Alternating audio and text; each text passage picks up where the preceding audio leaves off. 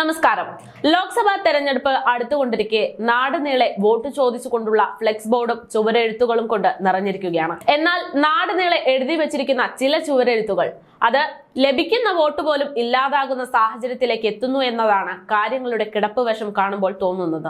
അതായത് സ്വന്തം പേര് പോലും എഴുതാൻ അറിയാത്തവന്റെ പാർട്ടിയെ എങ്ങനെ വിശ്വസിക്കും എന്ന രീതിയിലാണ് ജനങ്ങൾ ഈ ഫ്ലെക്സ് ബോർഡുകൾ എഴുതി വെച്ചിരിക്കുന്നത് കാണുമ്പോൾ ചിന്തിക്കുന്നത്. ഫ്ലെക്സ് ബോർഡുകൾ നിറയെ അക്ഷരത്തെറ്റുകളാണ്. ഇപ്പോൾ ഈ അക്ഷരത്തെറ്റുകളെ പരിഹസിച്ചുകൊണ്ട് CPM-നെ ഏറിലാക്കുകയാണ് മുൻ മന്ത്രി PK അബ്ദുറബ്ബ്. എളമരം കരിമീനായതും മുകേഷ് മുഷേഖായതും അക്ഷരാഭ്യാസമില്ലാത്ത CPM നേതാക്കളുടെ ഉദാഹരണമാണെന്ന് ചൂണ്ടിക്കാട്ടിച്ചുകൊണ്ടാണ് PK അബ്ദുറഹ്മാൻ രംഗത്തെത്തിയിരിക്കുന്നത്.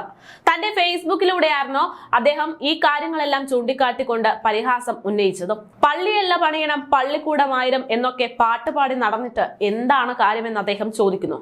എഴുതി വെച്ചത് കണ്ടിട്ടില്ലേ? സഖാക്കളെ, പള്ളിക്കൂടം പണിഞ്ഞത് കൊണ്ട് മാത്രം കാര്യമില്ല. പള്ളിക്കൂടത്തിലെത്തുന്ന നിങ്ങളുടെ കുട്ടികൾ പഠിക്കുന്നുണ്ട് എന്ന് കൂടെ ഉറപ്പുവരുത്തണം. വെട്ടും കുത്തും കൊല്ലും കൊലയും കള്ളും കഞ്ചാവും ഒക്കെ നിരത്തി അവരെ അക്ഷരാഭ്യാസമുള്ളവരാക്കുക എന്നത് ഇന്നത്തെ കാലത്ത് വലിയ ടാസ്ക് ആണ്. എങ്കിലും ഓർമ്മിപ്പിക്കുകയാണ്, ഇന്നത്തെ SFI-ക്കാർ മര്യാദയ്ക്ക് പഠിക്കാൻ തയ്യാറായാൽ നാളെ നേരാം വണ്ണം ചുമരെഴുതാനെങ്കിലും അവരെ നിങ്ങൾക്ക് ഉപകരിക്കും. അബ്ദുറഹ്മാൻ ഫേസ്ബുക്കിൽ പോസ്റ്റ് കുറിച്ചപ്പോൾ ഇങ്ങനെയൊക്കെയാണ് പറഞ്ഞത്. അദ്ദേഹത്തിന്റെ ഫേസ്ബുക്ക് പോസ്റ്റിന്റെ പൂർണ്ണ രൂപം ഇങ്ങനെയാണ്. അതായത്, പള്ളിയല്ല പണിയണം പള്ളിക്കൂടമായിരം എന്നൊക്കെ പാട്ടുപാടി നടന്നിട്ട് എന്ത് കാര്യം? എഴുതി വെച്ചത് കണ്ടില്ലേ? സഖാക്കളെ, പള്ളിക്കൂടം പണിഞ്ഞത് കൊണ്ട് മാത്രം കാര്യമുണ്ടായില്ല. പള്ളിക്കൂടത്തിൽ എത്തുന്ന നിങ്ങളുടെ കുട്ടികൾ പഠിക്കുന്നുണ്ടോ എന്ന് ഉറപ്പുവരുത്തണം.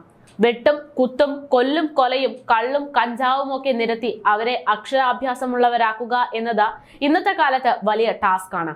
എങ്കിലും ഓർമ്മിപ്പിക്കുകയാണ്, ഇന്നത്തെ SFI-ക്കാർ മര്യാദയ്ക്ക് പഠിക്കാൻ തയ്യാറായാൽ നമ്മുടെ കലാലയങ്ങളിൽ ശാന്തി വാഴും, സമാധാനം പുലരും. നാളെ നേരാം വണ്ണം ചുമരെഴുത്തിനെങ്കിലും അവരെ നിങ്ങൾക്ക് ഉപകരിക്കും.